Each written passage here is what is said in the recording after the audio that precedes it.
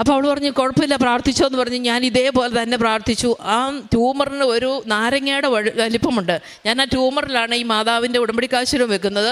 എന്നിട്ട് ഞാൻ വിശ്വാസ പ്രമാണം ചൊല്ലി പ്രാർത്ഥിച്ചു. പിറ്റേ ദിവസം അന്ന് പോന്നു. പിറ്റേ ദിവസം ഞാൻ പോയില്ല. അതിന് മൂന്നാമത്തെ ദിവസം വീണ്ടും ഞാൻ ചെന്നു. എനിക്ക് തോന്നുകയാണ് ആ മകളോട് പോയി പ്രാർത്ഥിക്കുക. അവിടെ പോയി ചെന്ന് പ്രാർത്ഥിച്ചപ്പോൾ പെട്ടെന്ന് ട്യൂമർ കാണാനില്ല. ഞാൻ പെട്ടെന്ന് അത്ഭുതപ്പെട്ടു പോയി. ഞാനിവളോട് ചോദിച്ചോടി ട്യൂമർ ഇല്ലല്ലോ. അപ്പോൾ അവൾ പറഞ്ഞു ചേച്ചി ഇന്ന് മൂന്നാമത്തെ ആളാണ് ഈ ട്യൂമർ ഇല്ല എന്ന് പറയുന്നതെന്ന്.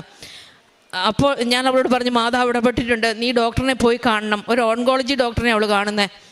അപ്പോൾ ഇവർ പോയി ഡോക്ടറിനെ കണ്ടു. അപ്പോൾ ഡോക്ടർ പറഞ്ഞു ഒരു കാര്യം ചെയ്യും, നിങ്ങൾക്ക് അങ്ങനെയൊന്നും പറയാൻ പറ്റത്തില്ല, ഇതിന് ഓൾറെഡി ടെസ്റ്റ് റിപ്പോർട്ട് വന്നതാണ്, ഇനി ഒരു സംശയമില്ല, ഇമ്മീഡിയറ്റ്ലി സർജറി പറഞ്ഞതാണ്, നിങ്ങൾ ചെയ്തേ പറ്റൂ എന്നൊക്കെ പറഞ്ഞ് അവരെ വഴക്ക് പറഞ്ഞു.